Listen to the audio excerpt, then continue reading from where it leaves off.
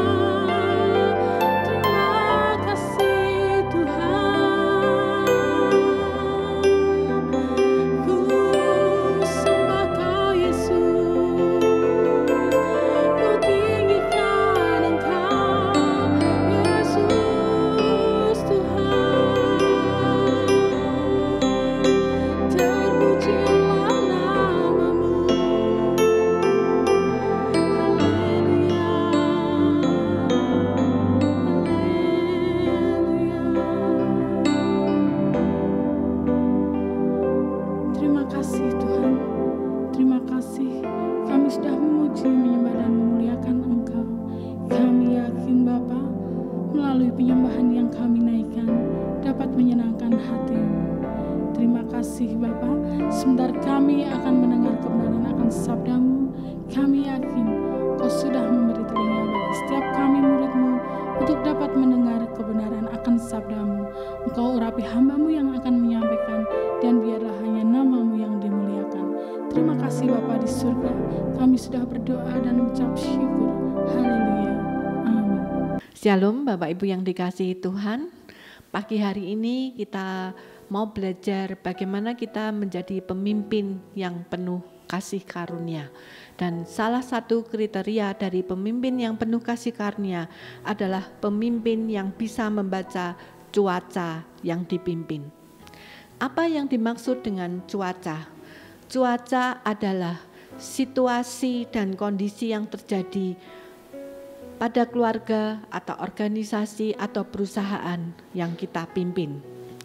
Seorang pemimpin harus bisa membaca cuaca atau situasi yang terjadi pada orang-orang yang dipimpin. Karena apa Bapak Ibu? Karena membaca cuaca ini bisa memberikan satu dampak yang luar biasa kepada pemimpin. Dia bisa sedia payung sebelum hujan, atau dia bisa menjinakkan bom sebelum bom itu meledak. Nah Bapak Ibu, untuk itu kita mari sama-sama membaca dari Yesaya pasal 32. Yang pertama, seorang pemimpin harus memimpin menurut kebenaran. Kita baca di ayat yang pertama. Yesaya 32 ayat pertama. Sesungguhnya seorang raja akan memerintah menurut kebenaran, dan pemimpin-pemimpin akan memimpin menurut keadilan. Untuk kita bisa menjadi pemimpin yang benar dan adil, maka kita harus bisa membaca cuaca atau situasi kondisi daripada orang-orang yang dipimpin. Karena ketika kita bisa membaca situasi orang-orang yang kita pimpin pada waktu itu, maka kita bisa mengambil langkah yang tepat untuk mengambil tindakan yang sesuai dengan orang-orang yang dipimpin pada waktu itu. Untuk itu kita perlu meminta kepekaan daripada Tuhan. Memang kadang kita terbatas sebagai manusia, tetapi roh Tuhan tidak terbatas. Dengan tuntunan Tuhan, kita bisa mendapatkan hikmat bagaimana kita memimpin orang-orang yang kita pimpin. Yang kedua, pemimpin harus bisa menjadi tempat berteduh. Kita baca di ayat yang kedua. Dan mereka masing-masing akan seperti tempat perteduhan terhadap angin, dan tempat perlindungan terhadap angin ribut, seperti aliran-aliran air di tempat kering, seperti naungan batu yang besar di tanah yang tandus. Bapak Ibu yang dikasihi oleh Tuhan, ketika angin berhembus, meniup, ataupun badai sedang terjadi di antara orang-orang yang kita pimpin, bisakah kita sebagai pemimpin menjadi tempat berteduh bagi orang-orang yang kita pimpin? Bisakah kita menjadi pengayom atau pelindung bagi mereka? Jangan sampai orang-orang yang kita pimpin menjadi terhempas karena badai yang terjadi. Kita harus bisa memberi pengayoman, ketenangan, kesejahteraan kepada orang-orang yang dipimpin, sehingga mereka merasa aman di bawah kepemimpinan kita. Yang ketiga, pemimpin yang memiliki wibawa, suaranya akan didengar. Nah Bapak Ibu yang dikasihi Tuhan, bagaimana kita bisa menjadi pemimpin yang berwibawa dan suara kita didengar jika kita tidak memimpin dengan penuh kasih karunia yang bisa membaca cuaca atau situasi yang terjadi pada waktu itu. Mari kita baca di ayat yang ketiga.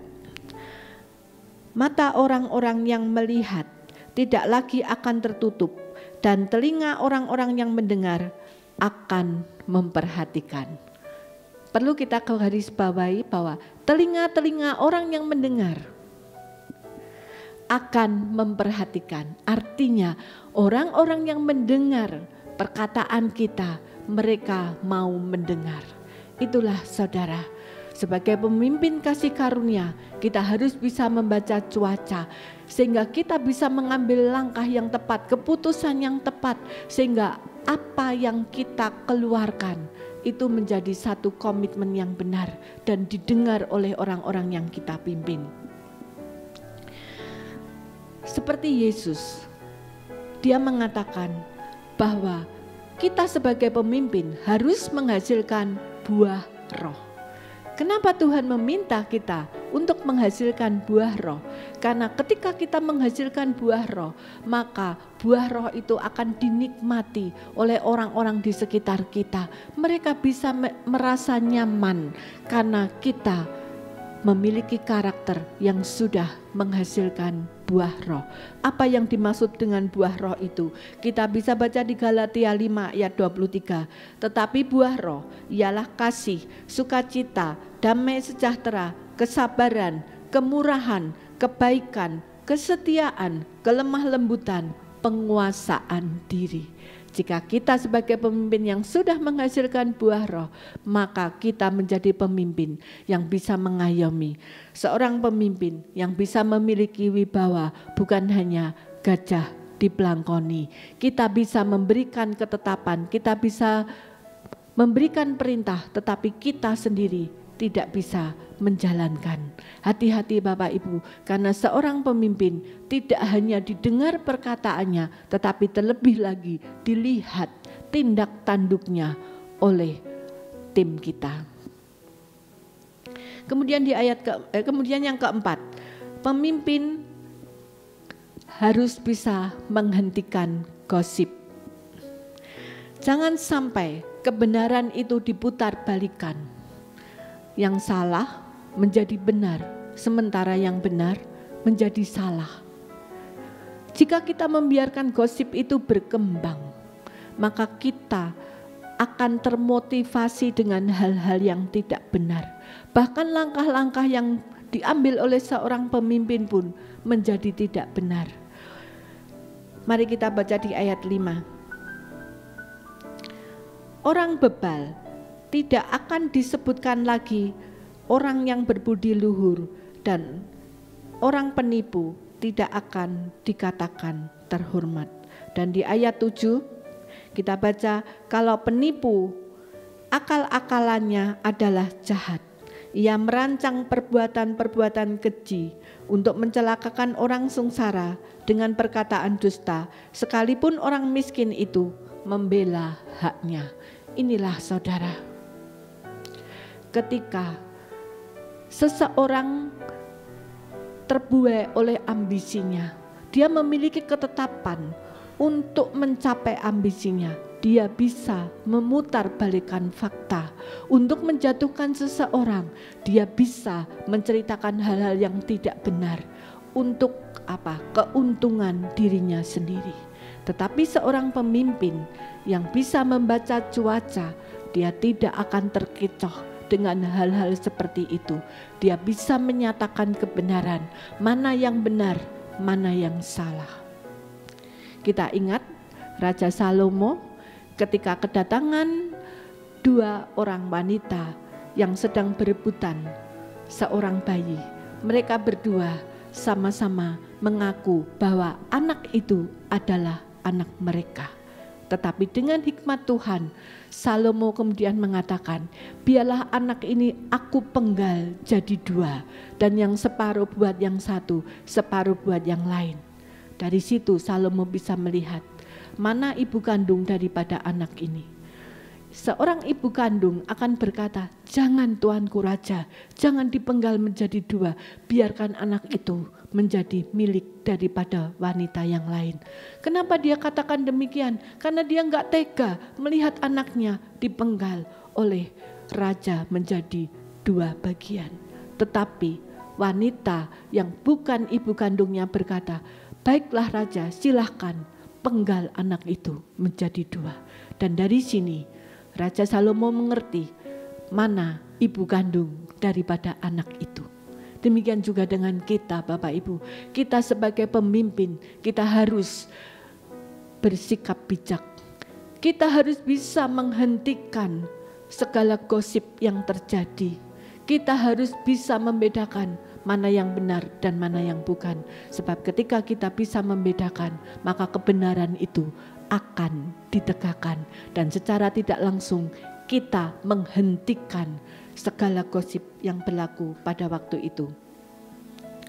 Kemudian yang kelima, pemimpin sanggup memberi warna dan mengubah hidup menjadi berbudi luhur. Kita baca ayat yang ke-8.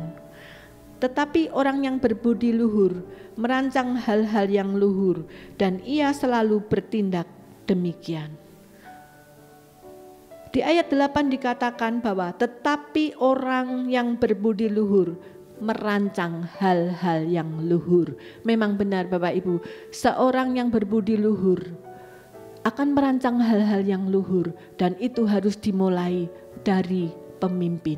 Pemimpin harus bisa memberikan warna dan menciptakan hal-hal yang luhur di tengah-tengah kepemimpinannya. Ketika kita bisa memberikan warna sikap tentang berbudi luhur, maka tanpa sadar kita sudah mematikan segala roh-roh jahat. Oleh karena itu Bapak Ibu, mari kita menjadi pemimpin yang penuh kasih karunia, seorang pemimpin yang bisa membaca situasi daripada orang-orang yang sedang kita pimpin, sehingga kita tidak terkecoh oleh hal-hal yang jahat. Kita bisa menegakkan kebenaran pada orang-orang yang kita pimpin. Dan untuk itu mari kita sama-sama berdoa, biarlah Tuhan pagi hari ini mengaruniakan hikmat kepada kita, sehingga kita bisa menjadi pemimpin yang penuh kasih karunia. Bapa di surga, pagi hari ini kami datang menghampiri hadirat-Mu yang kudus.